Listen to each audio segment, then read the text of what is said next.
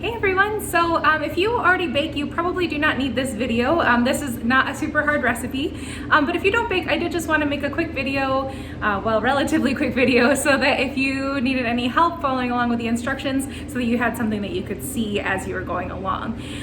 So the first thing I recommend is going ahead and making sure that you have all of your ingredients.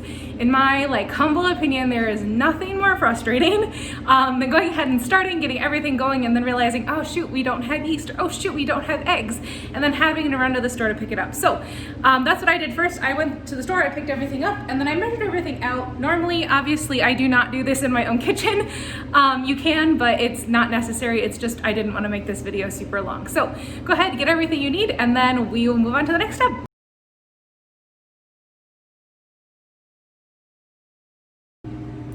Okay, so the next thing you're going to do, you're going to go ahead and warm your milk.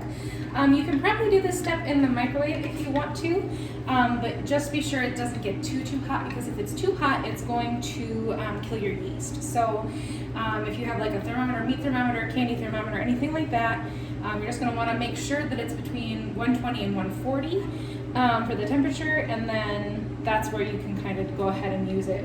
Anything hotter than that, but like I said, will make the yeast not able to rise.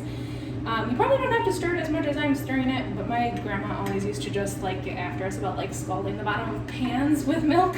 So just, yeah, watch out for that too, I guess, but you don't have to stir it a ton. We're just gonna kind of wait until it gets hot, and then we're gonna add in that half cup. We're gonna add that into the yeast and the sugar. I went ahead and I put the yeast and the sugar in first, and I'm gonna pour the milk on top of that, because that was how I was raised, was wet goes into dry. So that's where we are.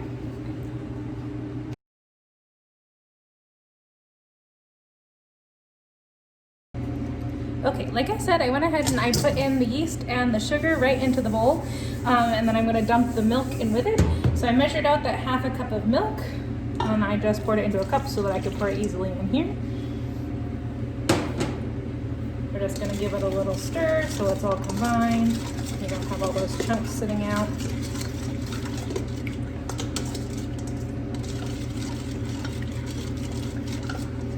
Okay, then once you have it all stirred up, you're going to go ahead and go back to the stove where you have your pan of milk, and you're going to add your 6 tablespoons of butter to the milk. You're going to melt the butter in that milk until it's just liquid also, and then you're going to go ahead, you're going to let this sit, like we said, I think it says 5 minutes in the directions, so let it sit so that it can, the yeast can get to work and get active, and then we'll be right back with the milk and the butter.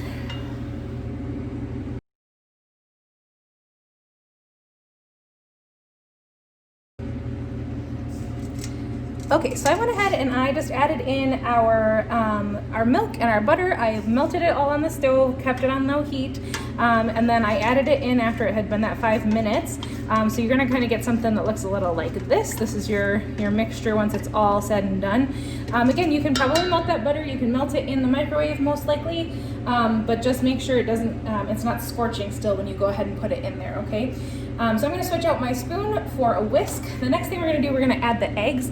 And so maybe you noticed when I showed you my workspace, but my eggs are in some water. And you might think I'm a little crazy for this, but this is something my grandma always said when you are making recipes with yeast, is that you want to be really careful with the temperatures, because if things are too cold or things are too hot, it can stunt the yeast's progress. So what I do, I put in some hot water from the tap, not anything too hot, because obviously we don't want to boil our eggs, but I still put some hot water into a bowl or a cup, and then I put the eggs into that. And then that just kind of helps bring the eggs up to room temperature, so we're not stunting our yeast's progress. I'm going to go ahead and just whisk in the eggs. That's the next part. So then once we get all of that in, we're going to go ahead and add our 1/4 cup of orange juice, which I pre-measured here. Just pour it right in. Then we're going to add in the sugar next. I am foregoing the orange rind because I always think that is not pleasant if you get a piece of that when you're trying to eat your yummy cake. So I'm foregoing that, but you can definitely do that.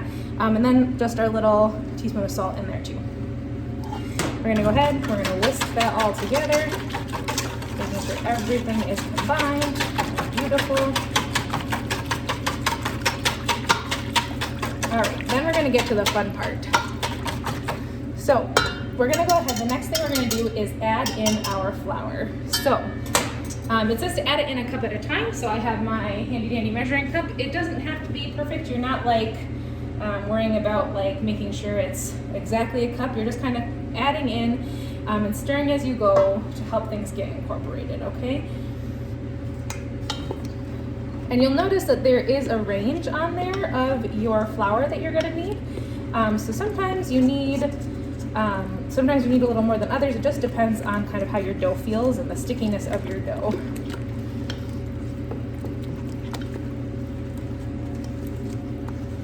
When I was a kid and I would bake with my grandma, we baked breads and cookies and I mean everything. My grandma was a really great baker. And so when I was little and I would bake with her, she was really great about letting us help. And so oftentimes we get to have one job or the other, and the other one was get to have another job. So if you have multiple children who are doing this with you, it's fine to have one kid gets to be the stirrer for a while, one kid gets to add in the flour, and then you can take turns, and when you're rolling it out and when you're gonna knead it, everybody can work on that together. So don't be afraid to like give people different jobs, because that will help keep the peace in the household. At least it always did in ours.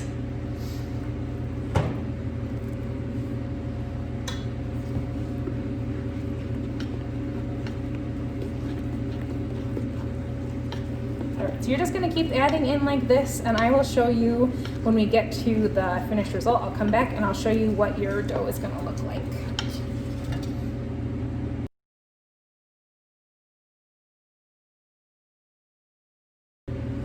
Okay, so once your dough starts getting a little bit harder to stir, I just literally broke my spoon because these are ones that the church has that I bought that are like from the dollar store. So I literally broke my spoon. So once it starts getting hard to stir with your spoon, you can go ahead and start using your hands. I always like to add a little bit more flour before I do that, because otherwise your hands get gross and it's a lot harder to do. But if you have multiple people helping out, it can be a lot easier that way too. So I just went ahead and I added another like half cup of flour, and you're gonna just start working it in. To let you also see what I'm doing, but you're gonna kind of like work it in, roll the dough, twist the dough, go soak up all the flour. So as you can see, there's some flour like on the outside, on the bottom. We're gonna try and pick all of that up with our dough, because the inside is sticky, the outside is not anymore, which is when we start using our hands.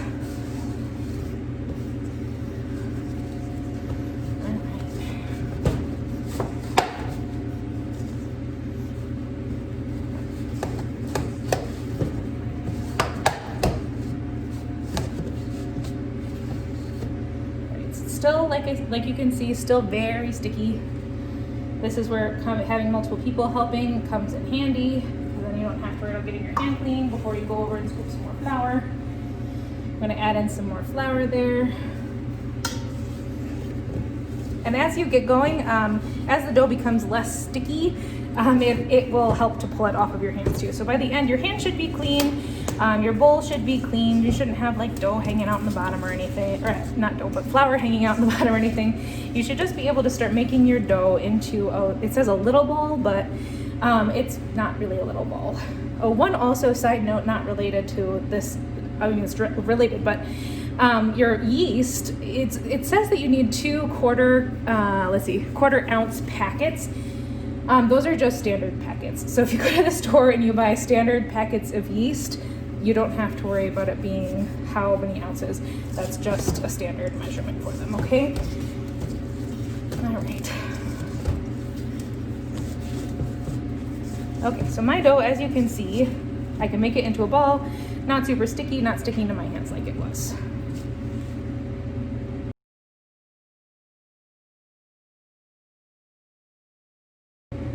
Okay, so once you've gotten it all kneaded into a nice bowl, nice ball in your bowl rather, you're gonna go ahead and make sure your workspace is clean, and then you're gonna sprinkle some flour down, and then we're gonna start working the dough on the countertop. So again, there's not really there is technically, I guess, a right way to go about kneading, but mostly we're just we're making sure that all of our flour is worked in, all of the yeast is distributed, everything is good in there so that everything is mixed properly, and it just helps the yeast to rise better.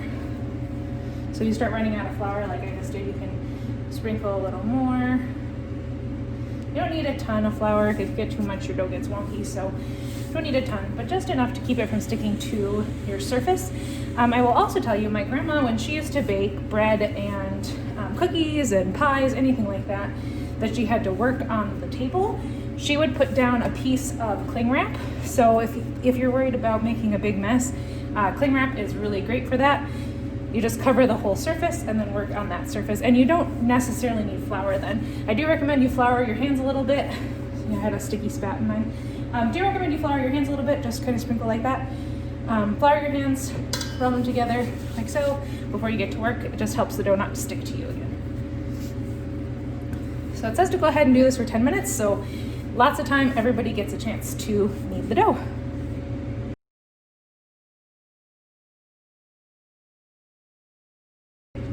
Okay, so the last step before we let it prove is we just, like we said, our bread, it should be nice and smooth, still elastic, so you know it's gonna like goes right back into shape.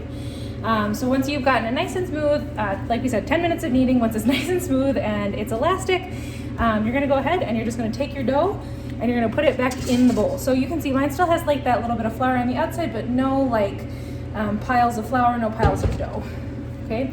So go ahead and put it back in there. It says to cover it with cling wrap, and you can totally do that, that's fine. My grandma always said cover it with a towel because it helps keep it warmer, so I just always get a clean dish towel, cover it, and then you're gonna let it set so that it can rise until it's doubled in size. I think they say it's about an hour. So you're gonna go ahead, let it set, let it do its thing, and that's that. And we'll be back in a little while.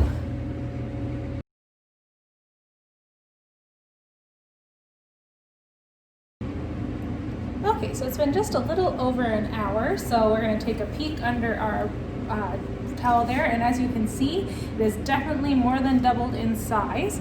So this was my favorite part as a kid, still probably actually one of my favorite parts of baking bread.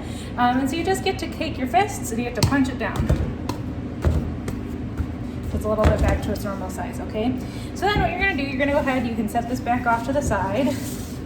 Once you punched it down, you're gonna get to knead it a little more in a second. So you're gonna go ahead and sprinkle your counter again with flour.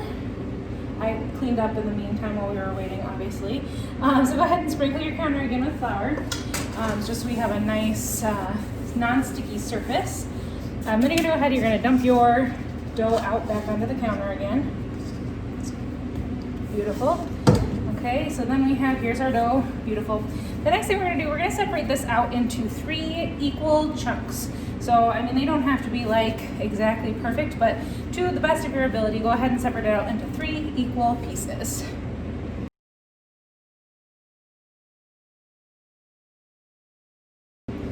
Okay, so as you can see, I have 3 equal balls.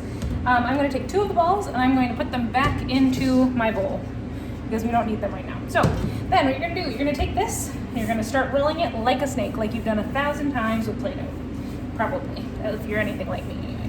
You're just gonna go ahead and keep rolling it until it's about 30 inches long. I'm not a good estimator, so I'm gonna go ahead and actually measure that out, but I will be back once I have them rolled into 3 snakes.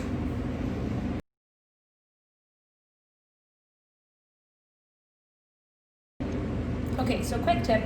I found that it is gonna be easiest to keep rolling out if you start in the middle and then just keep working your way out. My first one did not roll very well. I had to redo it like a couple times. So if you start in the middle and you just kind of push the dough as you go, stretching it out, it's gonna be a little bit easier for you.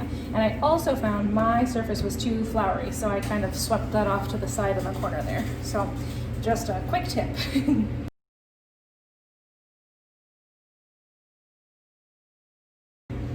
Okay, so here are my 3 approximately 30-inch strips here. I'm going to turn the camera just so you can kind of see how long they are. So once you have all 3 of them rolled out, you're just going to go ahead and braid them, just like you're braiding hair. So you're going to take the top ones, just put them together like so. This guy's not sticky. Just going to kind of roll them like a little bit so we don't have a weird end, okay? So then you just take the first strand, cross it over. I'm going to pull this guy out a little bit. Second strand, cross it in.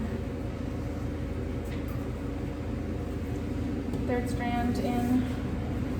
So you just kind of keeping your strands a little separate as you go so that you don't get mixed up. Like we said, said, just like braiding hair. Just keep going.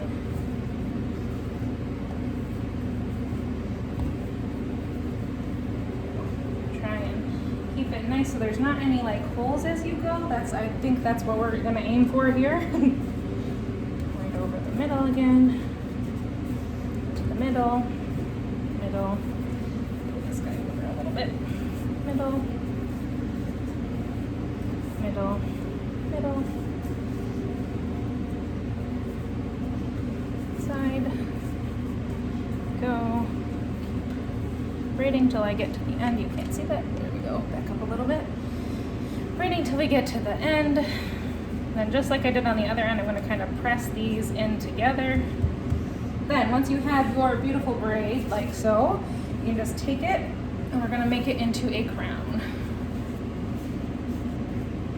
So you want to kind of try your best to keep the braid, as we were going, you saw that it was kind of flat, right? So we're just going to do our best to keep it the same flatness that it was, okay? And I just wrapped it a little bit here at the end so that it's nice and secure, okay? And I'm going to grab a baking sheet and I'll be right back, and we'll just slide it right onto the baking sheet, and then we're going to let it proof again. So 1 second, I'll be right back with my baking sheet.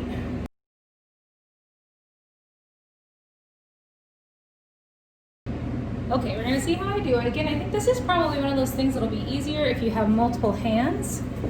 So we're just going to really carefully go ahead, lift it up, put it onto our tray. I'm going to go ahead and make sure the same thing, that there aren't any gaping holes like we did when we were braiding.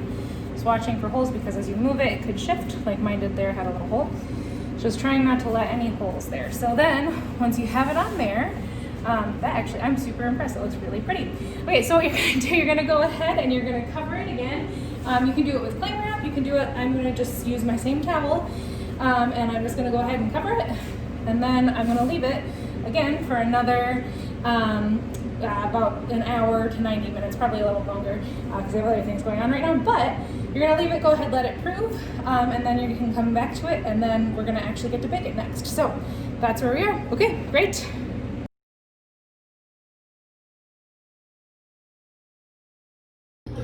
Alright friends, so as you can see, this is our bread again. It has doubled in size. There are a couple of little places where my braid came apart, so I'm going to fix that a little bit, but at the end of the day, I don't know how much fixing there really is to that. But so that's what it looks like once it's doubled in size. We're going to go ahead and put it in the oven, and then we will go from there.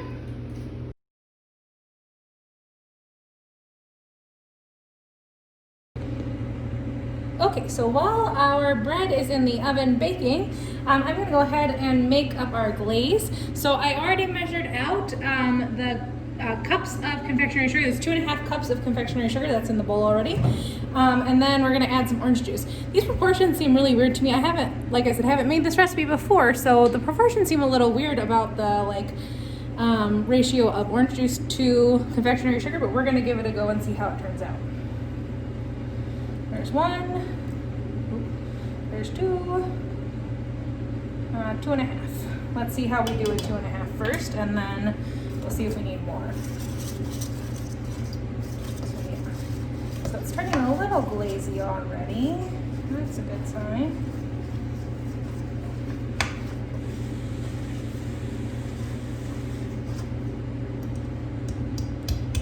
Mine is still super thick with 2.5, as you can see. I'm going to go ahead and add another tablespoon, I think.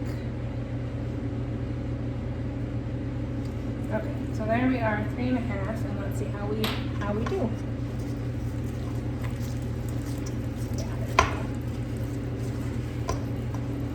Yeah, so now it's turning into a little more of a glaze.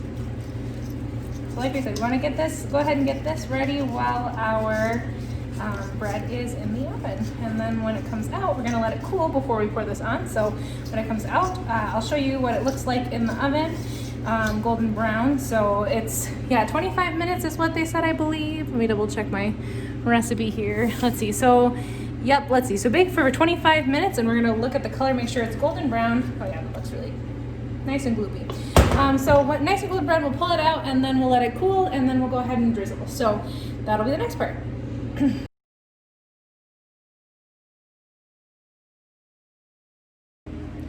Okay, so there is our finished bread. Like we said, golden brown. When you tap on it, I don't know if you can hear that from the camera, but if you tap on it, it sounds hollow. That's the way my grandma always said you would know if your bread was done. So it's hollow. I'm gonna go ahead and transfer it from this pan onto a cooling rack, and then we're gonna let it sit for another 30 minutes, and we'll see you after that.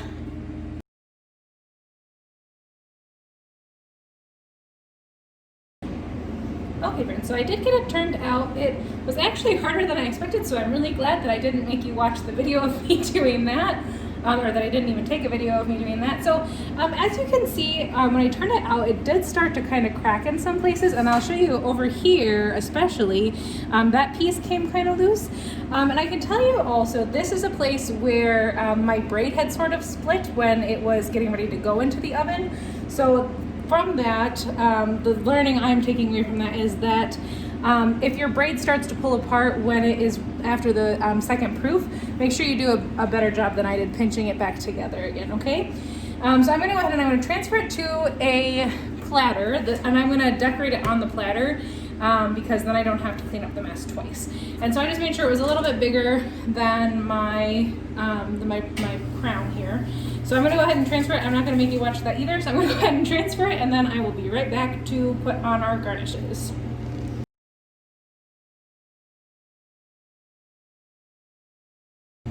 All right, so I went ahead and like I said, I put it on that platter. Ooh, I just slid it a little. Put it on that platter. You can still see where that, like those little broken places are. So like I said, pinch those together before you stick it in the oven. So, and then I'm just gonna go ahead, this gets a little, on the top gets a little hard if you've left it sitting while the dough was cool, or while the bread was cooling. So just kind of give it a little good stir before you go ahead. And then I'm just gonna kind of drizzle it over the top, like you do. So a little messy probably. So I'm sure some of you will do a much more beautiful job than me, but I think it will taste good just the same.